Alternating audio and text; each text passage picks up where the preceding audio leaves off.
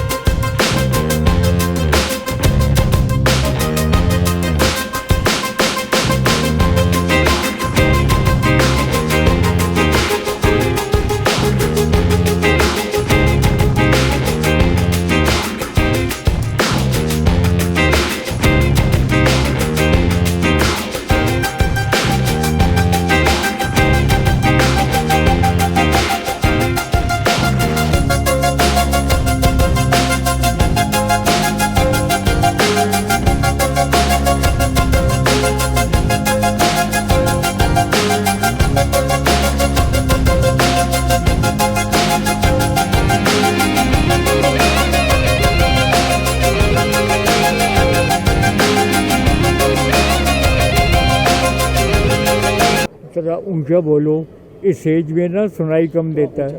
Next आपके लिए कोई मेमोरी?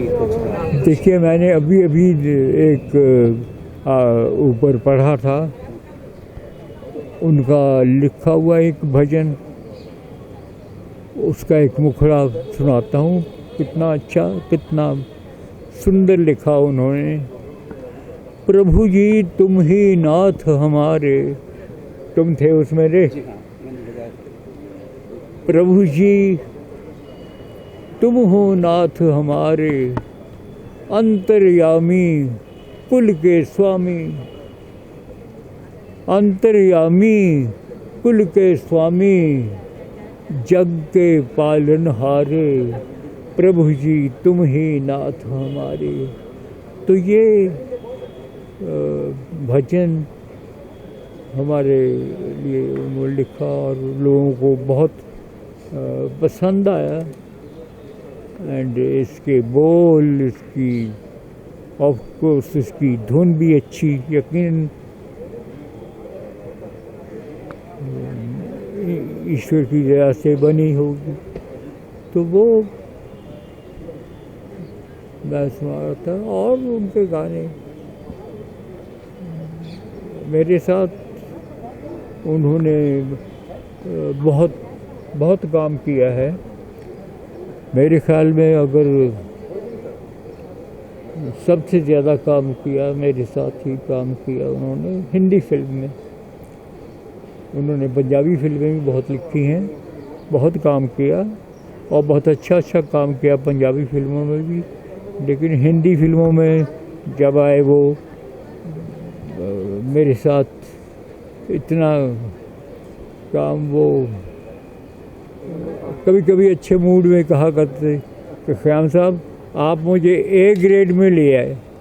बताइए, क्योंकि सारी स्टार कास्ट, सारी बड़ी स्टार कास्ट और बड़ी और नगमात उसके जो काम होता था बहुत अच्छा प्यार से होता था।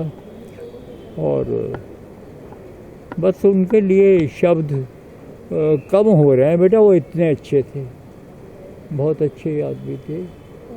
As a person, as a शायर, उनमें बहुत क्वालिटीज़ थी और वो कभी थकते नहीं थे। देखिए कुछ तो ना, कभी इंसान शेर कहता कहता गाने लिखता ना, वो कहते कि और लिखिए, थोड़ा सा और लिखिए, तो वो थकते नहीं थे। तो उनको बस इतना कहते थे, ख़याम साहब मैं लफ्ज़ एक यूज़ हमेशा करता हूँ, इसको भी मालूम है कि नज़र सानी, नज़र सानी कहते हैं कि इसको दोबारा तरह सोचिए, इसको कहते हैं नज़र सानी। तो वो कहते ख़याम साहब मुझे फिर एक दिन और दे दीजिए आप। मैंने दिया और वो फिर उसके ऊपर काम करके लेके आते, क्या कहने। तो ये वो जो सिफ़ात होती हैं अच्छे शायर की, और वो काम करते वक्त वो थके ना, क्योंकि ये फिल्म का काम है। जब तक situation director, producer, music director को बिल्कुल सही ना लगे, जब तक वो कहता रहता है कि साहब कुछ और, तो ये वो थकते नहीं थे। तो ये और एज ए पर्सन कमाल इंसान थे, बहुत अच्छे इंसान थे। बस उनके लिए, उनके परिवार के लिए हम दुआ करते हैं कि अल्लाह ईश्वर उनको तो सहन शक्ति दे और नक्श साहब को अल्लाह ईश्वर अपने पास रखे। See, I lost my father a few years ago, and now I lost him as well. So how you become a fatherless child? It's exactly the same feeling. You know, मेरे पापा की कमी जब खलती थी तो I knew there is another father I have. So that is there. That's a very bad feeling, and it's very painful. And उसके अलावा he was a very good man.